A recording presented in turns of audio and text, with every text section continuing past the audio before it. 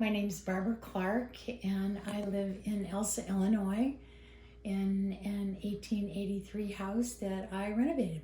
I have a very favorite possession in the entire world. It's an oriental rug that I just love.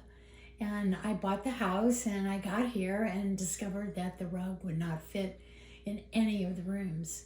So I ended up taking some walls out, which was a little bit of a project. It required a steel beam and several contractors that had less imagination than I do. And we finally got it done, and it resulted in the house being open and light and bright and really made a better house. So it was, one of those making lemonade kind of things. I collect art. I love art. I paint. I've done a fair amount of photography over my different careers. I owned a magazine, and I got to utilize all those different skills and work with a lot of local artists. I particularly like to buy art from local artists. So as you'll see, my house is basically full of art, and it's a passion of mine. My two little cats they're about 12.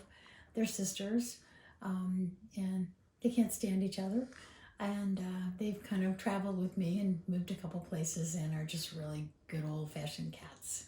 I have a little local guy who lives in Elsah who ended up being the carpenter.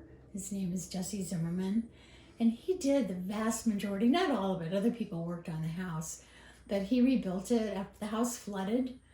I initially bought it and made it into an Airbnb. That's when Airbnbs were kind of starting and were super hot.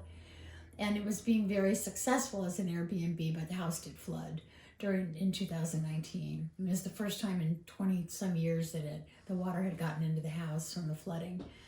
And so we had to redo a lot of the work. And so he's been, I particularly appreciate how much help he's been to me in this process, getting the house done.